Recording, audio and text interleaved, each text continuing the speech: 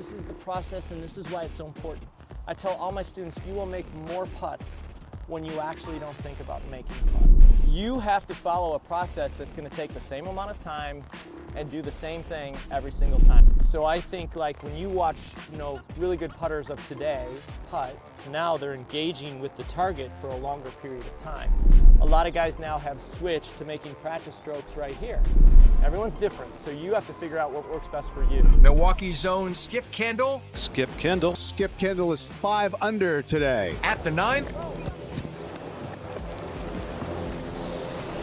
Chips in for birdie. He's tied for 3rd, 2 shots off the lead. So I've probably played in, over the course of my career, hundreds of Pro-Ams. Almost every Pro-Am I play in, a guy hits the ball to right here. And he says, Skip, this is good, right? Right here, it's good. And I'm like, man, I'm sorry, if that group over there saw me giving you this putt, they'd be really upset right now. So yeah, we gotta finish out, everything. We gotta put everything in the hole. And they're like, well, at my club, it's good. What do you mean? I gotta putt this? And I go, well, yeah, just knock it in. Easy putt, straight up the hill, no big deal. He goes, oh my God, I can't believe you're making me putt this. I can't believe it. And now he's freaking out, right? Now he's, oh my God, it's such an easy putt. I gotta make this putt. Oh my God, oh my God. Now you see his knees shaking a little bit, and oh my God, I gotta make this putt. And grabbing the handle really tight, and he does something like that, right? And now he's mad at me. So if he would have just done something like this, to where he just got over it and just went 1, 2, he would have never missed that putt. Yeah. Here's where everything is a culmination of everything in what I call the process. The process for putting is a distraction from making putts. The more you think about making a putt, the less you're gonna make. You can't be result-oriented. You can't be outcome-oriented, okay? You have to follow a process that's gonna take the same amount of time and do the same thing every single time. The only thing that you can control is what you do when you're over the ball. Once you strike the ball, it's gone. So if you can do this to the best of your ability, you have a way better chance of actually making the putt. And you're not even thinking about making the putt. You're putting the pressure on the process. This is what I call, this is the process, and this is why it's so important. I tell all my students, you will make more putts when you actually don't think about making the putt, right? You have to engage with the target. Very, very important. So the process is all based off of, I'm gonna turn the metronome back on. It's all based on timing, right? So when I put this down, my process has changed over the last couple of years because of new information that has come out about engaging with the target. So I think like when you watch, really good putters of today putt, you watch like, Cam Smith on the Live, you watch Patrick Cantlay, you watch, a lot of other players. Now they're engaging with the target for a longer period of time. Cam Smith walks up, no practice strokes, and he looks this way, and he keeps looking, and he keeps looking. He traces the line back, and then he goes. Now I'm sure he has something that when he's looking at the target that it's almost about the same period of time every time. He probably does something there. I don't know if he actually has a count, but never asked him. I don't know him, so. But Patrick Cantlay the same way. He's kind of shuffling his feet a little bit when he does this, but he's always kind of engaging with the target. He kind of moves his feet a little bit to not get, static. He doesn't want to stay still. Totally fine.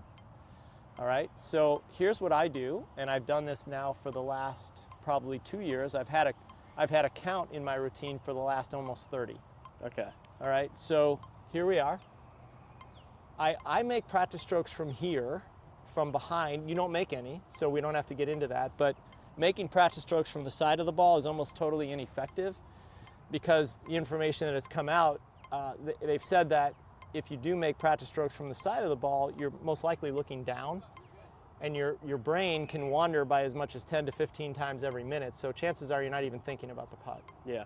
And even if you were looking at the target from the side of the ball, it's a skewed view of the target. You're not getting a really good line of the target. So a lot of guys now have switched to making practice strokes right here. and they're always focused in now on my target. They're always focused in on the target. So I make my practice strokes on 6 and 7 because that's going to be my ball stroke. So 6, 7, 6, 7. I step up into the ball, line my putter up with my line, sneak my left hand on, and I start. 1 is the ball, 2, 3, and 4 are my target, 5 is back to the ball, and then I stroke it on 6 and 7. And I do that every single time. All together, it looks like this. 6, 7, 6, 7.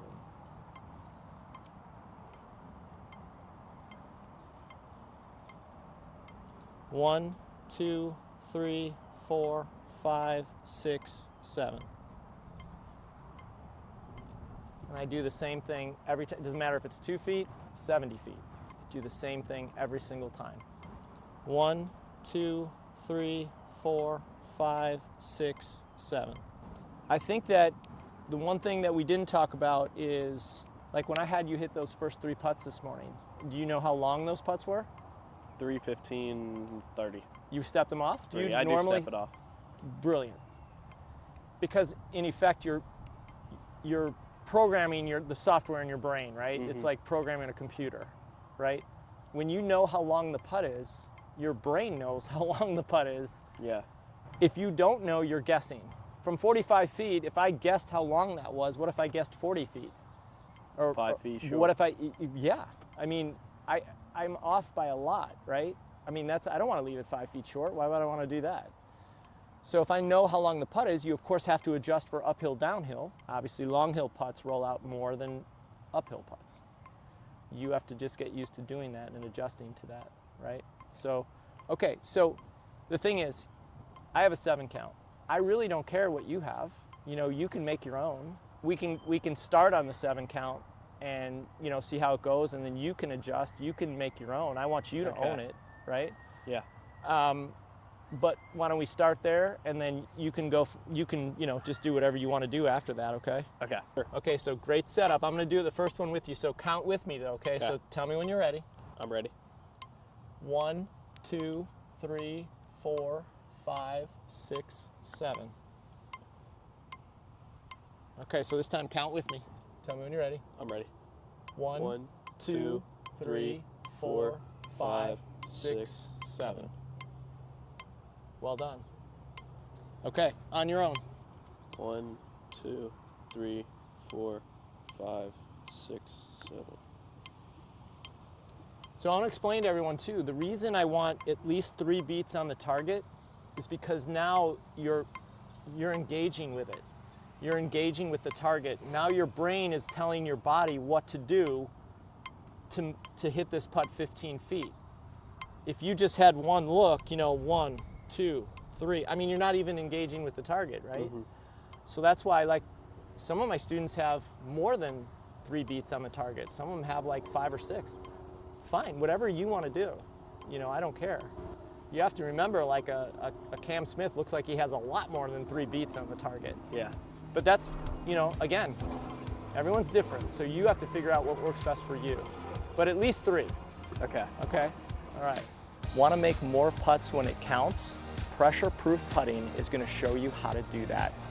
Grab the link below and catch your 3 free videos so you can do that under pressure.